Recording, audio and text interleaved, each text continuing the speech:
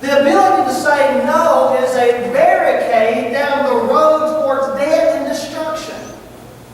The ability to say no is the key that locks the door to Satan's demons as they try to get into our heart. The ability to say no is the sword that guards the heart and protects the gate for self-respect. The ability to say no is what gives support and strength and power when we say yes. Samson never learned that. And unfortunately, there's lots of adults today who have not learned that. It's a delayed gratification.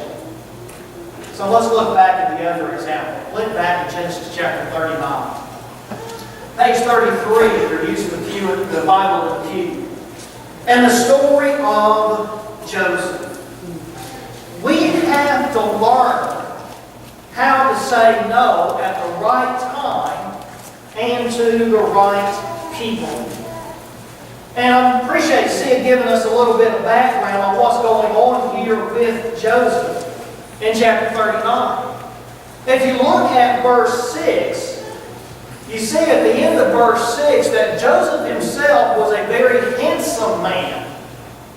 Both, the Bible says, in form and in appearance.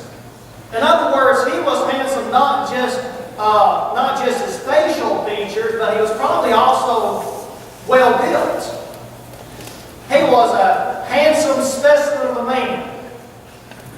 Now, that might be a strength. It could also be a weakness. Because Potiphar's wife is attracted to Joseph. And Potiphar's wife wants to use that strength that Joseph has as his undoing.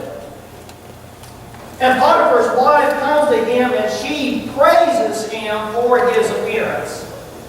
Willard Harley is a marriage counselor. I've cited him several times in the past. He's written a book, His Needs, Her Needs, where he talks about the 5 greatest needs that a man has and the 5 greatest needs that a woman has. The need that a man has, the 5th most important need that a man has is appreciation or admiration. And so Potiphar's wife uses that need that he has, that need to be admired, and she uses that to try to entice him to fulfill the number 1 need that a man has. And so she comes to him and says, "Lie with me." Joseph is young. Joseph left home when he was 17. We don't know how long it's been from the time he left home at 17 until this particular point. Probably not long. It may have been a few months, maybe been a year at the most. It's not been long. Joseph is separated. Mom and Daddy's not going to know about it. My brothers are not going to know about it.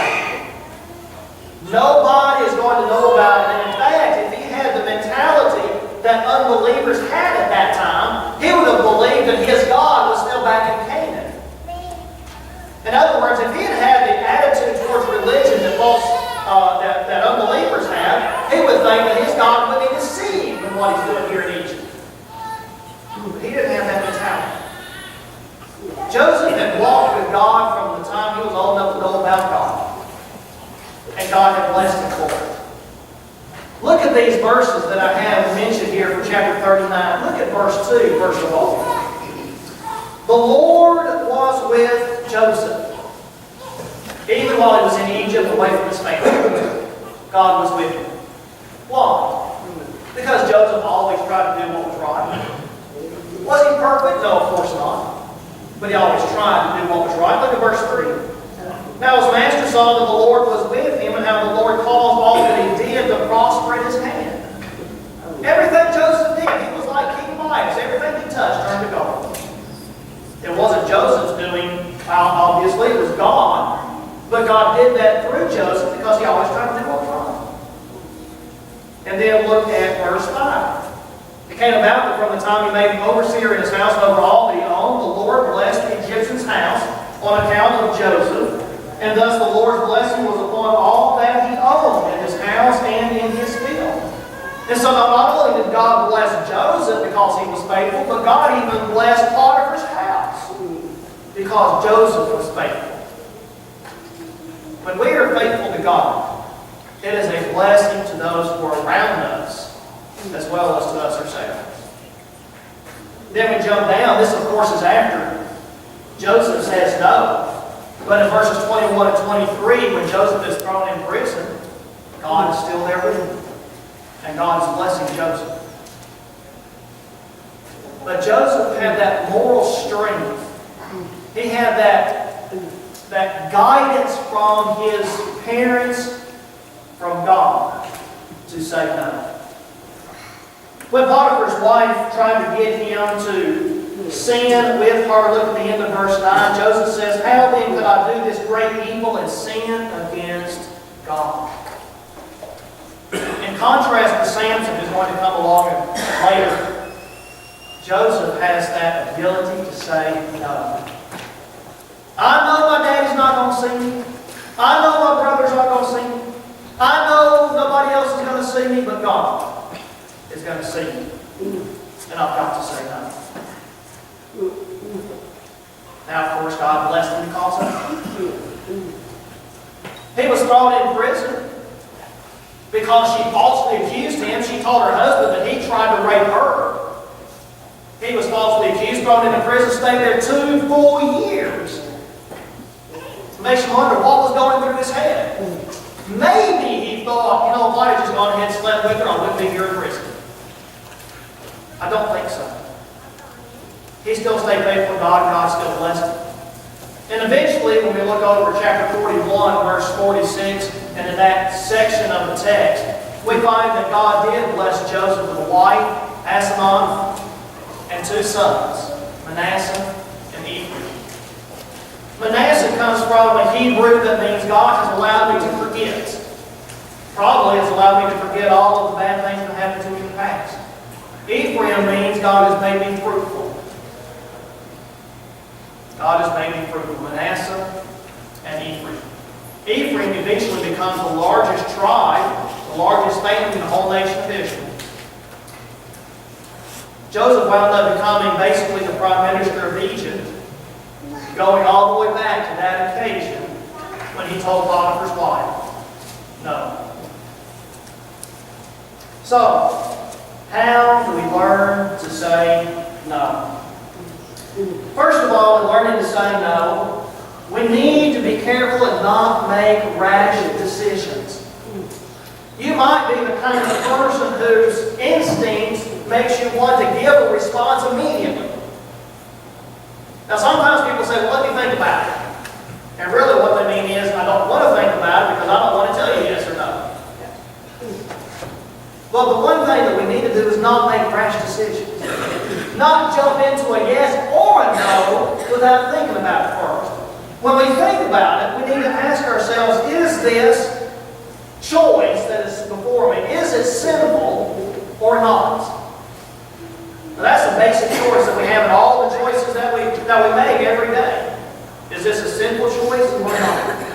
If it's a sinful choice, then like Joseph, we need to have that moral courage to say no.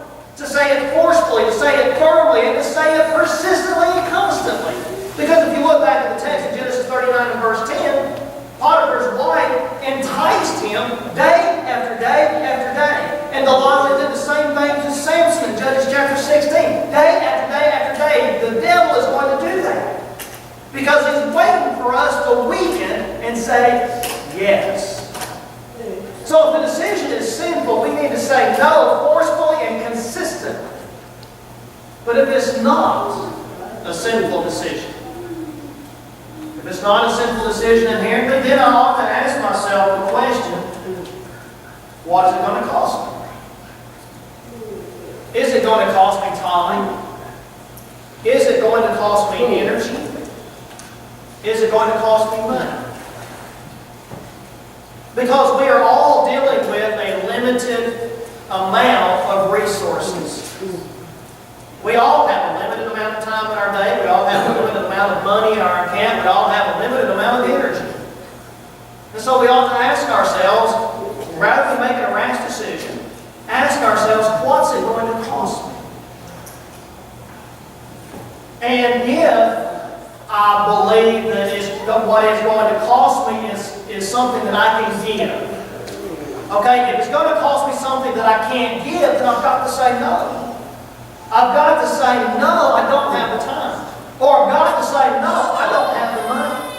Or I've got to say no, I can't do it because I just don't have the energy. But if it's something that I can do, I need to ask myself, can it wait? Can I do it now? Do I have the time now? Do I have the money now? Do I have the energy now? Or can it wait? I'll get to it. But I can't right now. I'll say no temporarily.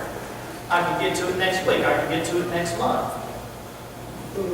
We don't need to be slaves to saying yes all the time, even to those things that are good. Because again, we all have limited resources. We all have limited time, money, and energy. And we have things that we have to do otherwise. Spend time with family, worship, and so forth. And then fourth, maybe the most important, we don't need to feel bad about saying no. We don't need to feel bad about saying no. Because, again, we have a limited amount of time, a limited amount of resources, a limited amount of money and energy. And if we are being honest and sincere with ourselves, yes, I would love to do it. If it can't be put off, if it has to be done now, I can't do it now. I've got to say no, and I'm not going to feel bad about it. Because I'm a steward of my own time, I'm a steward of my own money, I'm a steward of my own energy, and I've got priorities, and I cannot get to them.